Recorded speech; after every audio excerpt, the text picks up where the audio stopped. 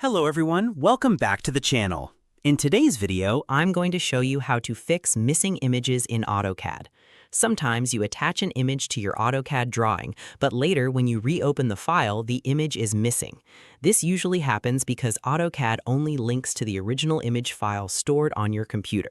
So if the image file is renamed, moved, deleted, or stored in another location, Autocad can no longer find it and the image disappears from your drawing. But don't worry, in this tutorial I'll show you a simple method to avoid this problem completely by using screenshots. This method is easy, fast, and very useful when sharing drawings between different computers. So let's begin. First, open the image you want to place inside Autocad. Now take a screenshot of the image. If you are using Windows, press Windows, Shift, and S. This opens the snipping tool. Now drag your mouse and capture only the part of the image you need. Once selected, the screenshot is automatically copied to your clipboard. This is useful because you can crop unnecessary parts and keep your drawing clean and professional. Next, return to Autocad. Move your cursor to the location where you want the image to appear. Now, either right-click and choose Paste or press Ctrl-V. Your screenshot will instantly appear inside the drawing.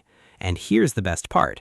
Because the image is pasted directly into the Autocad file, it no longer depends on the original image location. That means even if you rename the original image, move it, delete it, or transfer the drawing to another computer, the pasted screenshot will still remain visible inside your Autocad drawing. This makes your drawing more secure and self-contained. This technique is especially useful when sharing project files, working across multiple computers, sending drawings to clients, or storing files on external drives. Using screenshots helps eliminate broken image references and keeps your projects looking complete.